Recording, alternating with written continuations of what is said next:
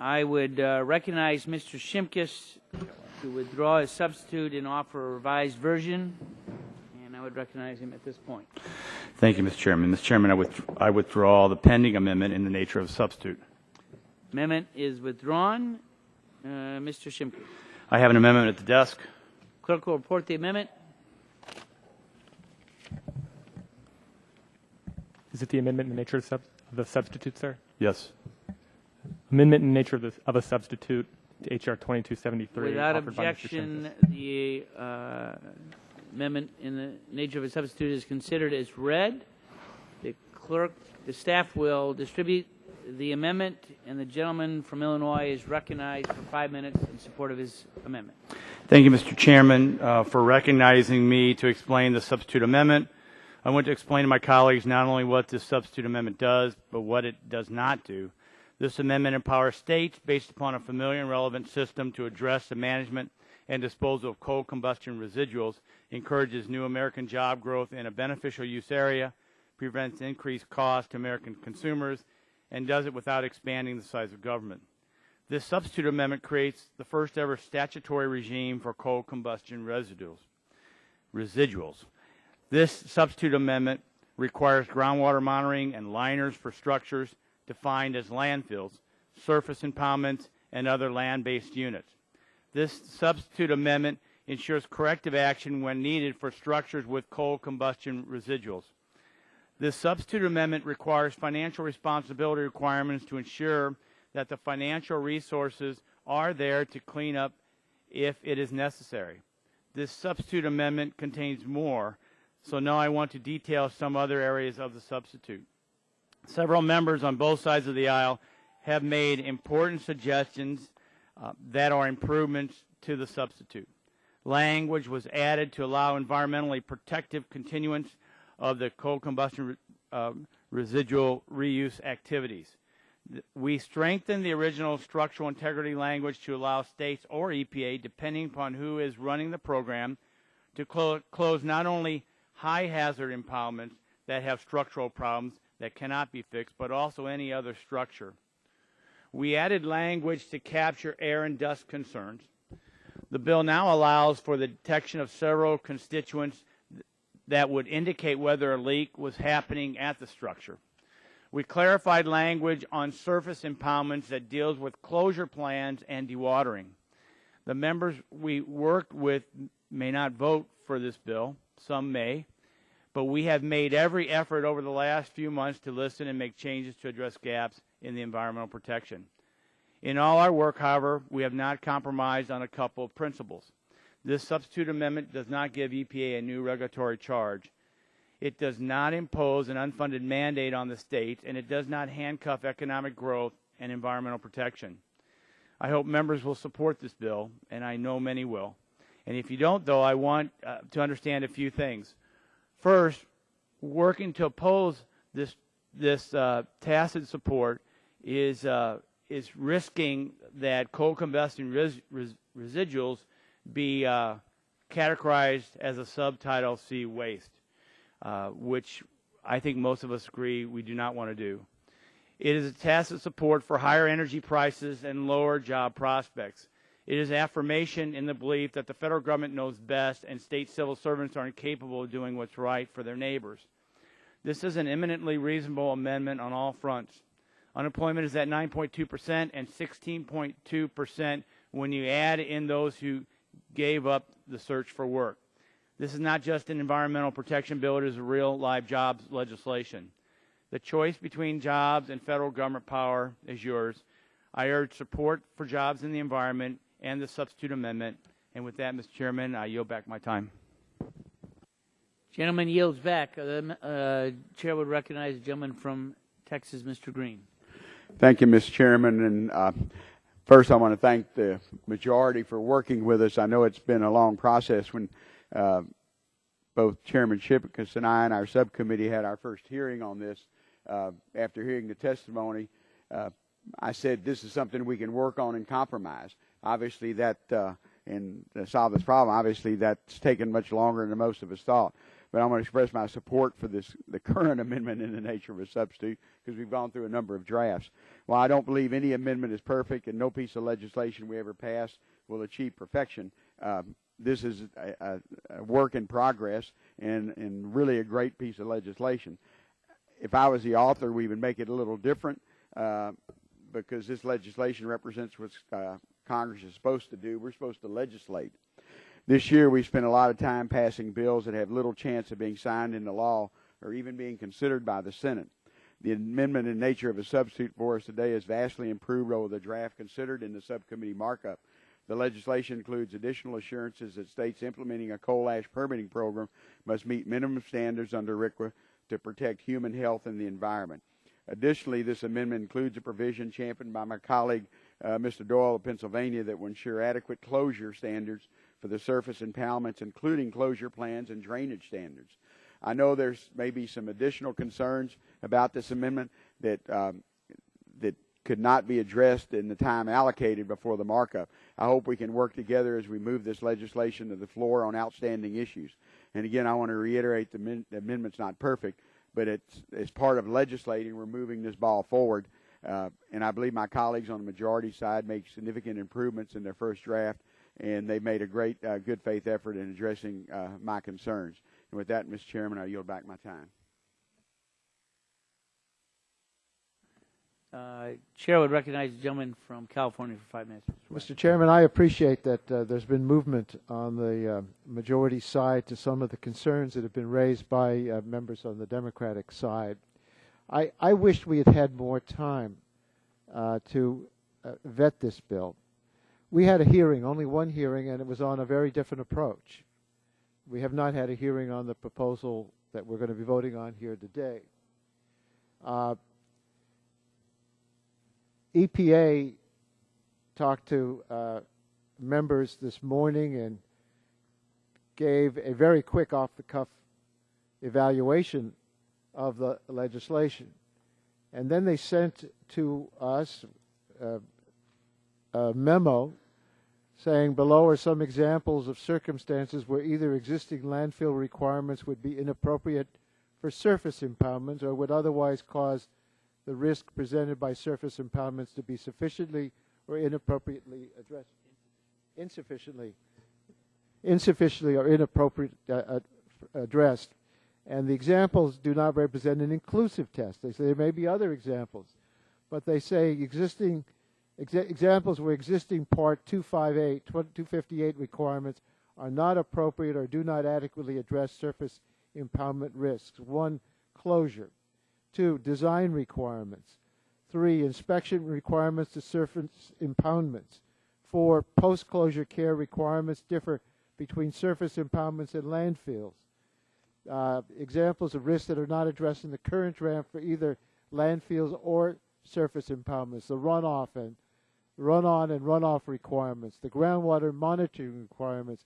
Air criteria. The draft legislation does not establish any minimum criteria for record keeping and inspection. In addition, the current draft fails to establish a substantive safety standard that a state would be required to achieve to protect human health and the environment. Our legacy of this committee has always to put in place laws to protect the public health and the environment, leaving a great deal of latitude to the states so that they could go beyond the federal standard.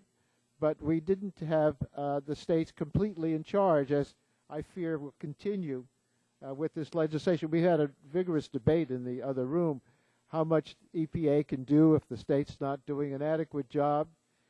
Mr. Chairman, your lawyers say that you've addressed it.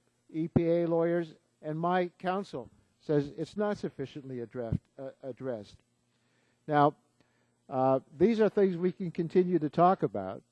These are things that ought to be fixed, in my view. But I gather on the Republican side, you don't want to fix it because, as we are told, this is a different approach. Well, I don't know why we need a different approach to environmental laws than the approach we've taken in the Clean Air Act, the Drinking Water Law, RCRA, and others. So I acknowledge that you've moved. We haven't really had a chance to engage fully on this legislation and with EPA. This is a major piece of legislation, and I'm not sure it's going to be effective, and I think these deficiencies raise further concerns in my mind. So I want to just indicate to my colleagues that the bill will certainly be going out of committee, but I'm not prepared to vote for it. I'm prepared to continue to discuss it, but I'm not prepared to vote for it. I just want to share my views and wish we could have further deliberations and not have to do things in such a circuitous route that we're not really saying what some people think we're saying, because we don't want other people to think that we're saying what we're being told we're saying. That always makes me nervous. I will vote no, and I yield back my time. Gentleman yields back. Other members wishing to speak? Gentleman from Pennsylvania is recognized. Thank you, Mr. Chairman. This isn't a perfect bill. I've been here 17 years. I don't get to vote on many perfect bills. But sometimes you can't let the perfect become the enemy of the good. We've come a long way on this bill, and I appreciate the fact that the majority's been willing to work with us and address some of the concerns that we have in the bill. We have made important changes to this bill on provisions of the bill affecting wet impoundments. We've actually got additional changes after the letter that Mr. Waxman read from the EPA.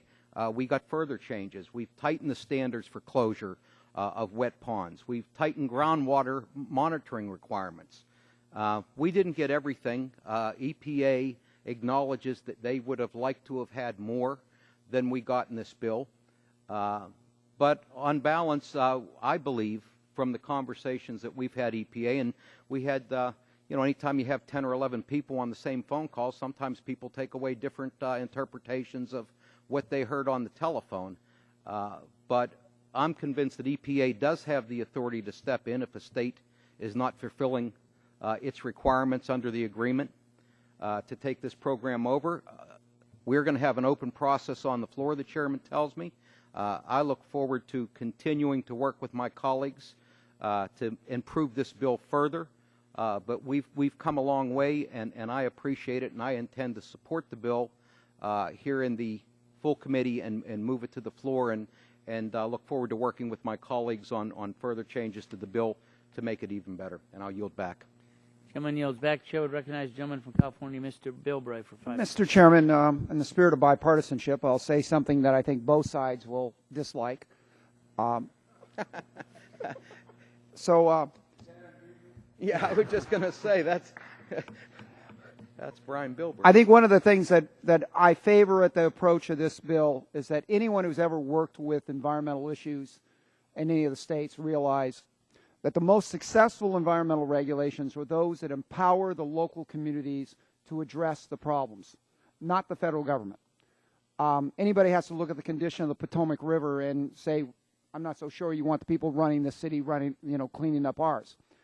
But in fact, the difference, as the gentleman from California pointed out, the difference between the Clean Air Act and Clean Water Act is that we learned from mistakes of Clean Water Act and actually empowered the local states to implement, develop the strategy under federal supervision or approval, but actually empowered the locals to take care of their own environment. And the outcome tended to be much better than we've seen with the Clean Water Act. And I can go through all of the shortfalls of Clean Water Act, even though I've disagreed with some members of this committee about implementation of Clean Air Act. I think this bill moves towards the empowerment. And let me just say in closing, it's no secret that I'm not a real great fan of the coal industry, but I darn well want to point out that this is another instance where those who are concerned about the environmental impact of coal have to do a lot more than just dam coal and try to shut down coal. It is a major energy source, major economic ace that the United States has and been able to use for centuries. And that if you really want to avoid these issues, then you darn well have got to do more than just be anti-coal. You've got to be willing to go after technologies that can create robust, large, economically viable energy sources before you're ever going to be able to do what you want to do with coal. And so I've just got to say, I think that this should be an example to all of us that we're going to continue to address these issues until we get aggressive about what we're willing to do to create cost-effective energy in this country, rather than what we're willing to always be against. And I yield back. Will the gentleman yield to me? Yes, I will. We've always had the states doing the job, but minimum federal standards. And at the hearing we had, I asked every single witness, do you think there ought to be minimum federal standards? And they responded, yes, there should be. We have some standards set out in this bill, but it's not clear that they're going to be as enforceable. For example, we know whatever would apply to municipal solid waste will apply here, because we're saying whatever applies to municipal solid waste will also apply here. But there are differences between municipal solid waste and the kind of waste that we're regulating. Well, I'm reclaiming my time. There may be differences, and those may want to be addressed in the scientific aspect. But to point out to you, the standards that are set sometimes by the federal government were standards like secondary treatment requirement for the Clean Water Act, under the guise of the Clean Water Act, when you had the National Academy of Science and Scripps Institution of Oceanography telling us the federal government's position was going to hurt the environment. Nobody who drafted the Clean Water Act, I assume, and maybe the gentleman from California can clarify, ever meant that act to hurt the environment. But because of the way the federal government is insensitive to the community and the reality on the ground, you end up having those problems. Now, the same point was the mandates for oxygenated content that the Washington put onto states like New York and California have been proven by the National Academy of Science to be detrimental to the environment. And that kind of mandate from Washington should have never been put onto the locals. The locals had the ability to address the local environmental issue. And with that, I think that we've got to avoid that. So hopefully this starts moving us towards worrying more about outcome rather than process when it comes to environmental strategy. Gentlemen, yield further. I hear what you're saying. What I'm saying, however, is that we've always let the states go beyond the minimum, and that's where we get a lot of innovation that's directly related to the environment. Reclaiming my time. Sometimes, though, the minimum that the federal government has set is environmentally damaging and refuses to admit that made a mistake. The problem with Washington, D.C. and federal regulations isn't that we try new things or that we make mistakes. But when we try new things and make mistakes, we're not brave enough to go back and correct it. We just throw more money and more regulations at it. In the few seconds he has left, right now, existing law lets the states manage this program. I think the reason we have legislation is that we ought to have more than just the states manage it, because there have been problems.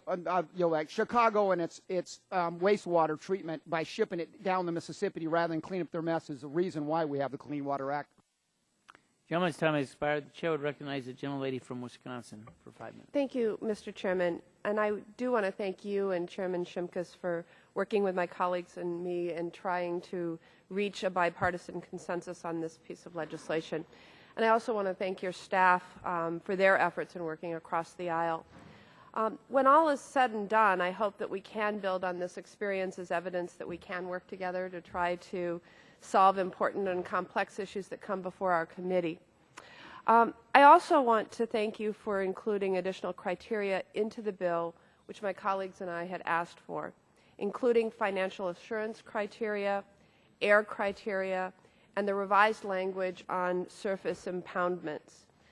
Additionally, yesterday I offered an amendment which highlighted the Wisconsin Department of Natural Resources comments on EPA's proposed CCR rule.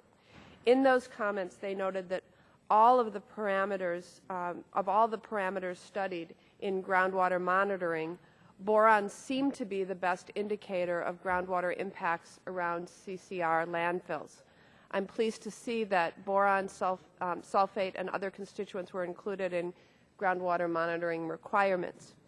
As this process moves forward towards the floor, I hope that additional common sense criteria such as access requirements, runoff control systems, surface water requirements, and record-keeping requirements can be included in the final version of this legislation.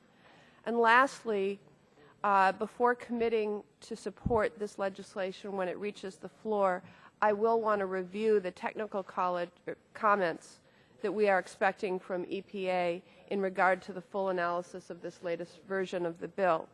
This is an important issue, and we have to get it right for public health, the environment, and the beneficial reuse industry.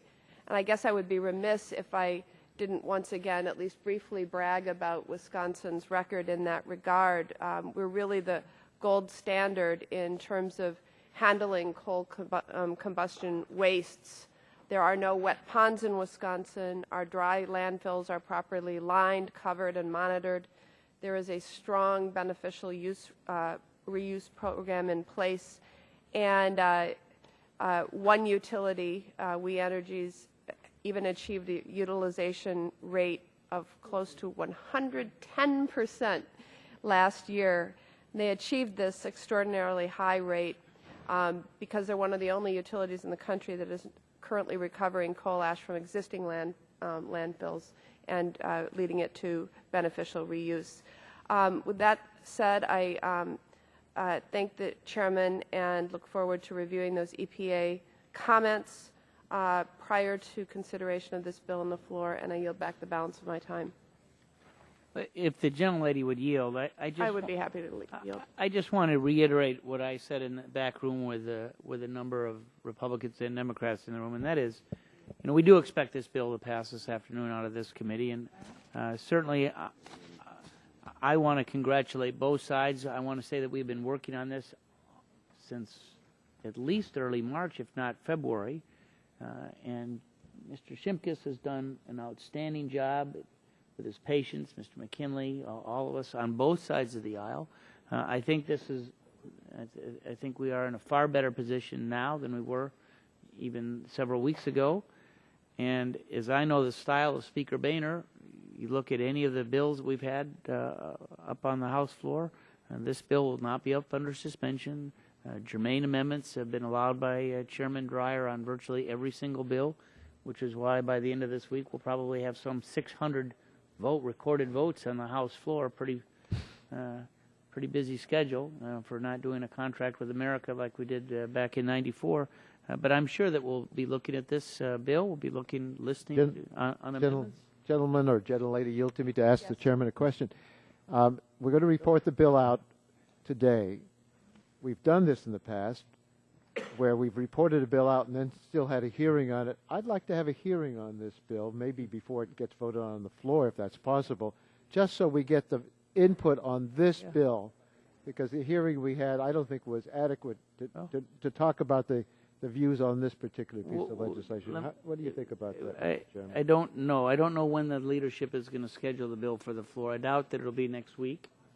But we'll have I think that we'll have a chance to review what EPA says and have a number of discussions. Well, why don't you just give me a commitment to a hearing whenever? I don't want to do that quite yet. Reserving the right to object. And I'm not asking unanimous. I see that the gentlelady's time has expired, so I'll stop and just continue to listen. We'll look at different amendments as they may be prepared for the floor. And gentlelady's time has expired. Are there other members wishing to speak on Mr. Chairman. Substitute? Mr. Dingle.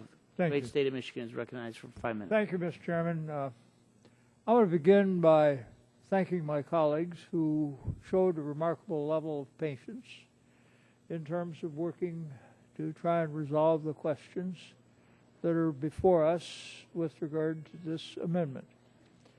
I want to say that I am sorry that I am not satisfied that we have resolved the questions.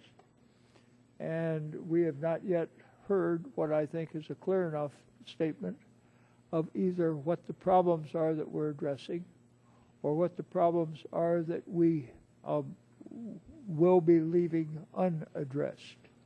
And I think that's unfortunate.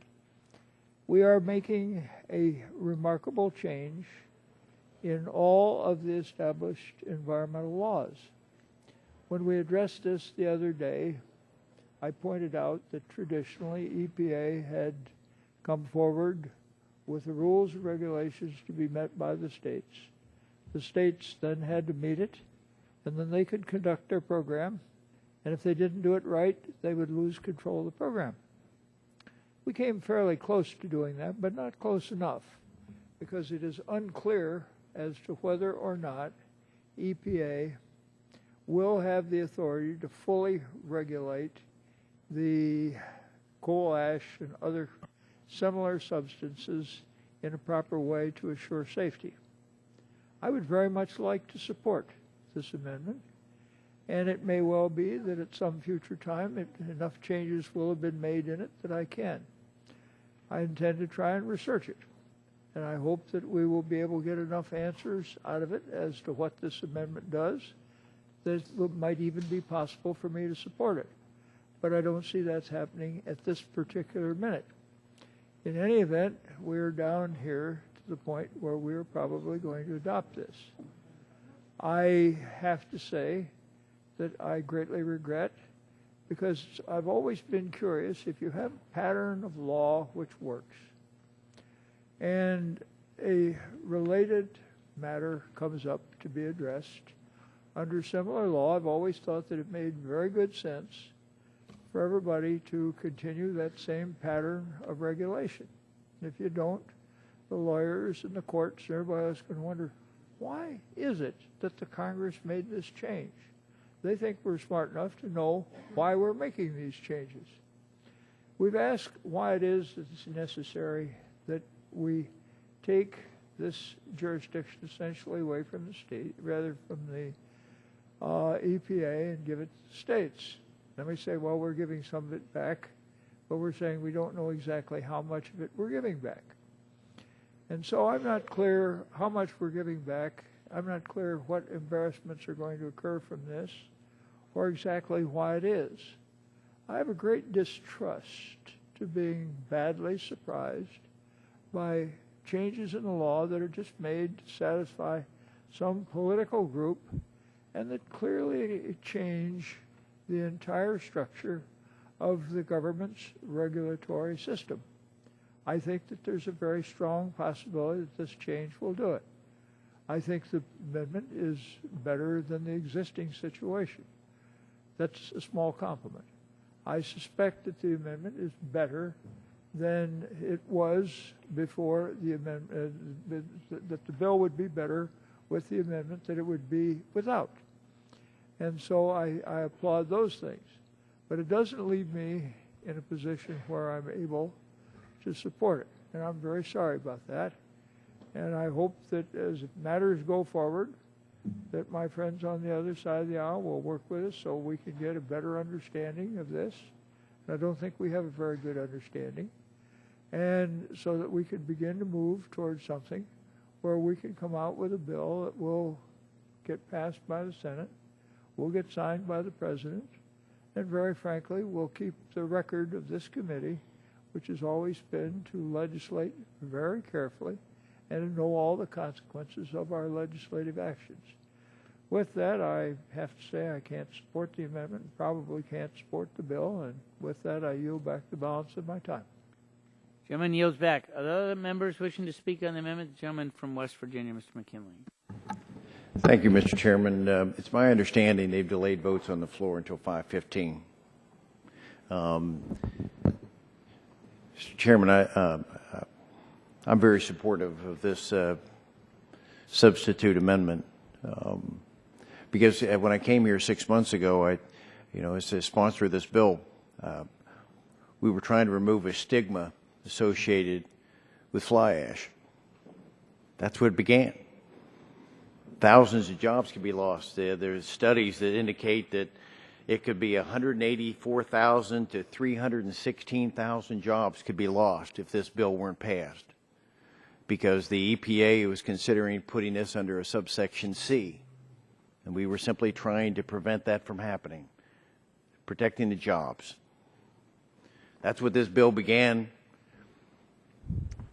was removing the stigma so that when people make fly ash out of it, when they put it in concrete, it does not carry that stigma of a hazardous material. Now, over the 6 months since I introduced the bill, I've seen the process work here in Washington, and I'm not a very patient person, but Congressman Doyle's taught me to be a little patient. I'm working with that, Congressman, because I've seen how the process. We're actually reaching out here in a way. We're getting some bipartisan where people are understanding that we can't afford to have this be a hazardous material, and without this passage of this bill, we run the risk of the EPA condemning this product in a subsection C, and you have to go back and look at, again, the chart. All these plants, all these facilities are creating fly ash. It's not just the East. It's just not the Midwest. It's from California all the way across. 48 of the 50 states are creating fly ash every day. We've got to find a way to handle this. And the adoption of this amendment goes to the very heart of that. Voting against this amendment allows the EPA more of an opportunity to make it a subsection C.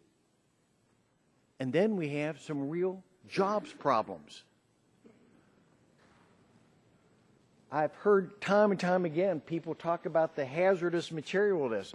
I'm not going to deny that there are some concern, but a lot in the last few days have been discussing mercury. This is the characteristic of mercury down here. This is the level. The level of mercury would have to be 2,000 times more than is in fly ash now to reach the level of toxicity. There's a scare tactic here. I think in my heart there are people here that don't want us burning coal. And this is a vehicle to make that stop burning coal. Because the contaminants are no worse than soil in a person's yard. This is another study that indicates the toxicity level of fly ash versus soil. The soil is in the dots. Fly ash is down below. In almost every case, it's less toxic than is in your soil.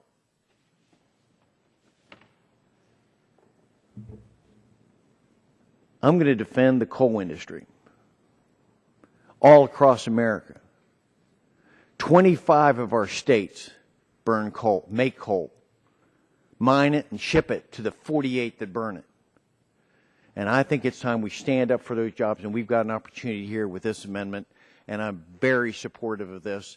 The bill's come a long way. It was a very simplistic approach initially, but it's matured now to something that's far more dynamic, far more possible of getting past the Senate and being signed by the President. And I applaud all the efforts. I applaud all the folks that have indicated from the other side that they would support that. Yes, it's not perfect, but we're worried about 300,000 jobs being lost if we don't do something. So a no vote here, to me, is embracing the loss of jobs. And when we have the situation we have in this country right now, we cannot afford that, nor can we afford any further attack on this war on coal. It's got to stop. So I ask, please, that you would look very seriously at supporting this amendment and then passing the bill overall. Thank you very much. I yield back my time. Gentleman's time has expired. Are there other members wishing to speak on the amendment? Mr. Chairman. Gentleman from Illinois is recognized for 5 minutes. Yeah, Mr. Chairman, we just got this about 5 minutes ago. No more than 10 minutes ago. We don't know what's in this bill, this amendment. We don't know other than the heading on it. We haven't had any chance to read anything about this legislation, this amendment. And Mr. Chairman, I really don't think that, I thought that this committee, and I'm proud of this committee, and I'm proud of what this committee has been able to accomplish during the years that I've been on this committee as a member. And the one thing that I have always felt very proud of in terms of this committee, in terms of its legacy and its history, is that it's been a committee that deliberated on the issues. It's a deliberative body, a legislative body that takes its work seriously. and spend time on the difficult issues, on the complex issues that's before this committee. And Mr. Chairman, I think that right now, what we are in a mode to accomplish, what we're trying to do now, we're trying to move legislation based on some politics, based on the extreme positions of a narrow political entity in this nation. And Mr. Chairman, is forcing us to move with undue haste in terms of deliberating on legislation. And Mr. Chairman, in this instance, I know that haste will make waste. We're going to regret the actions because we have not reached any kind of consensus. We have not actually had a chance to study the amendment, to read the amendment, and to understand what it is that we're voting on. And the majority is asking us to come on and vote now, asking us to shoot first and ask questions later. Mr. Chairman, I'm from a coal-producing state. I certainly don't have not declared any war on coal. As a matter of fact, I'm an advocate for the coal industry. But I do know that the coal industry, just like every other industry in this nation, has to be responsible and has to be held accountable. All right? There's no industry in this nation that operates that should be accountable to the American people and to the consumers, including the coal industry. I'm not just for giving the coal industry carte blanche because they're having some difficulty to do anything and everything that they want to the people of this nation, to the environment in this nation, to the consumers of this nation. I'm not in favor of just giving them this carte blanche power. Mr. Chairman, my request simply is this. I know you all got the votes. You're going to move this. You're going to move it, and you're going to vote on it, and you're going to create legislative fly ash because you're going to do it with haste. I just simply request, humbly, Mr. Chairman, that at some point in time, in the next few days, we'll be here next week, once you vote this out in this committee, would you please allow the members of this committee on both sides of the aisle to have a hearing to figure out what it is that you're asking us to vote on today. You're going to pass this. But let's come back after you pass it. Let's return back to this room, this very room, and let's have a hearing so we'll know what it is that we're voting on. Gentlemen, yield to me. I yield to the ranking member. I think a purpose of a hearing is not to find out what we voted on, but if we're going to work together as this bill moves forward to understand very specifically what the bill does and doesn't do so that we can, on a bipartisan basis, improve the bill. That's why I would join in your request. We do have a light week next week. Maybe that's something where the chairman can accommodate us, but I join you in your request, and I think it would be helpful not just to understand what we're doing, but to make sure that what we're doing can be improved upon as we move forward. Thank you. Gentleman's time has expired. Chair would recognize the gentleman from Texas, Mr. Barton. Thank you, Mr. Chairman. I'm not going to take 5 minutes. I've not been a direct participant in the negotiations on this bill. I've attended some of the hearings, and I've been made aware of the negotiations by staff. But just as a general observation, I'd like to say that, number one, there's no full committee chairman on the Republican side that's more interested in bipartisanship than you are. You made it a de facto rule of the committee that bipartisan amendments are given priority and are debated first, and your inclination is to accept them if at all possible. In this particular negotiation, there has been a very open-door policy for any member that wished to participate on both sides of the aisle, and I know for a fact that Mr. Doyle and Mr. Green and Mrs. Baldwin have participated on the minority side, in addition to Mr. Waxman. And I know on our side all the members that wanted to were allowed to, and it's obvious that Mr. McKinley has had a great deal of input into this compromise. If we're really about bipartisanship and compromise, this is a good place to start, Mr. Chairman. This bill, as has been pointed out, is not the perfect bill, but there's nobody on either side of the aisle can say with a straight face that EPA has acted perfectly in anything the last several years.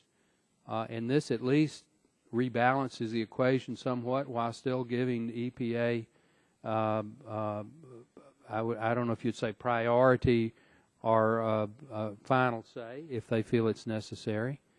So I would hope that when it comes time for a vote that members on both sides could vote for this product. I know that what you said in those negotiations that were happening as late as 15 minutes, as recently as 15 minutes ago, was that the Speaker of the House, John Boehner, has operated the Rules Committee in an open fashion, and that you were not aware of any amendment on any bill that is germane to the bill that has been denied. So if there is still work to be done, we have ample time between now and when you decide to take the bill to the floor to do a bipartisan amendment or a series of amendments. This coal ash issue is a real issue. It has real economic impact, as Mr. McKinley has pointed out. And on the minority side, the issues that are being addressed are in most cases either district specific or at least state specific to those members that are addressing them. And you and Mr. Shimkus have had a very open mind to some of those issues. So again, if we're really about bipartisanship, Mr. Chairman, and you certainly are, and Mr. Waxman indicates that he is too, this is a good place to start. This is a decent work product, and I think it is well deserving of support on both sides of the aisle. With that, I yield back. Gentleman yields back. I think we're getting close to voting on the substitute. Are there other members wishing to speak on the substitute? Seeing none, vote now occurs on the substitute offered by Mr. Shimkus. Those in favor will say aye. Aye. Those opposed say no. The ayes appear to have it. The ayes have it, and the substitute is agreed to. Are there other... Mr. Chairman, I'd ask a roll call vote. Mr. Chairman, right here. We'll do that. Why don't we, can we do it on final? We'll do it on final. Can we do it on final? We just voted on the substitute. Yeah. Yeah. Are there other amendments to the substitute? Seeing none. The question now occurs on favorably reporting the bill as amended to the House. All those in favor will say aye. Aye. Those opposed say no. No. The ayes appear to have it. Mr. Chairman, on that, roll call vote is requested. The clerk will read the roll. Mr. Barton. Aye. Mr. Barton, aye. Mr. Stearns. Mr. Whitfield. Aye. Mr. Whitfield, aye. Mr. Shimkus. Aye. Mr. Shimkus, aye. Mr. Pitts. Mr. Pitts, aye. Mrs. Bonomack. Mrs. Bonomack, aye. Mr. Walden. Mr. Walden, aye. Mr. Terry. Mr. Terry, aye. Mr. Rogers. Mrs. Myrick. Aye. Mrs. Myrick, aye. Mr. Sullivan. Aye. Mr. Sullivan, aye. Mr. Murphy. Aye. Mr. Murphy, aye. Mr. Burgess. Mrs. Blackburn. Mrs. Blackburn, aye. Mr. Bilbray. Aye. Mr. Bilbray, aye. Mr. Bass. Mr. Bass, aye. Mr. Gingrey. Mr. Gingrey, aye. Mr. Scalise. Mr. Scalise, aye. Mr. Latta. Mr. Latta, aye. Mrs. McMorris Rogers. Mr. Harper. Mr. Harper, aye. Mr. Lance. Mr. Lance, aye. Mr. Cassidy. Mr. Cassidy, aye. Mr. Guthrie. Mr. Guthrie, aye. Mr. Olson. Mr. Olson, aye. Mr. McKinley. Mr. McKinley, aye. Mr. Gardner. Mr. Gardner, aye. Mr. Pompeo. Mr. Pompeo, aye. Mr. Kinzinger. Mr. Kinzinger, aye. Mr. Griffith. Mr. Griffith, aye. Mr. Waxman. No. Mr. Waxman, nay. Mr. Dingle. Mr. Dingle, nay. Mr. Markey. Mr. Markey, nay. Mr. Towns. Mr. Pallone. No. Mr. Pallone, nay. Mr. Rush. No. Mr. Rush, nay. Miss Eshu. Mr. Engel. Mr. Engel, nay. Mr. Green. Yes. Mr. Green, aye. Ms. DeGette. Ms. DeGette, aye. Mrs. Capps. Mr. Doyle. Mr. Doyle, aye. Ms. Schakowsky. Ms. Schakowsky, nay. Mr. Gonzalez. Mr. Inslee. Mr. Inslee, nay. Ms. Baldwin. Ms. Baldwin, aye. Mr. Ross. Mr. Matheson. Mr. Butterfield. Mr. Butterfield, nay. Mr. Barrow. Mr. Barrow, aye. Ms. Matsui. Ms. Matsui, nay. Mrs. Christensen. Ms. Castor. Ms. Castor, nay. Mr. Upton. Votes aye. Mr. Upton, aye. Members wishing still to cast a vote. Mr. Ross. Mr. Ross, aye. Ms. Capps. Ms. Capps, nay. Mr. Stearns. Mr. Stearns, aye. Dr. Burgess. Mr. Burgess, aye. Other members wishing to cast a vote.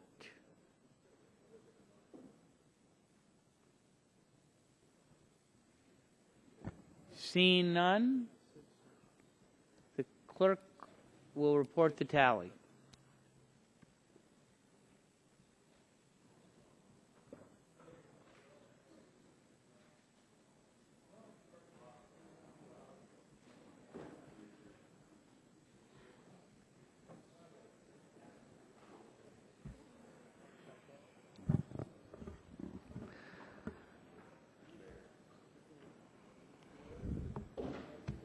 Mr. Chairman? Wait, let me just give one more clear. Any member wishing to vote? Clerk will report the tally. On that, there were 35 ayes, 12 nays. 35 ayes, 12 nays. The bill is favorably reported. Mr. Chairman. And Mr. Chairman. just 1 second. And the minority is recognized for the requisite number of days to file their Yes, reviews. we wish to have a requisite number of time for the minority to and file our views. direct the staff to make any typographical corrections as they may do. And the committee stands adjourned. Mr. Chairman. Oh, I'm sorry. Mr. Chairman, Mr. Rush. I had a request that we have a hearing next I know. week. I heard. Are you taking that into consideration? If the gentleman yield, it'd be just like the health care request for a hearing after that was passed.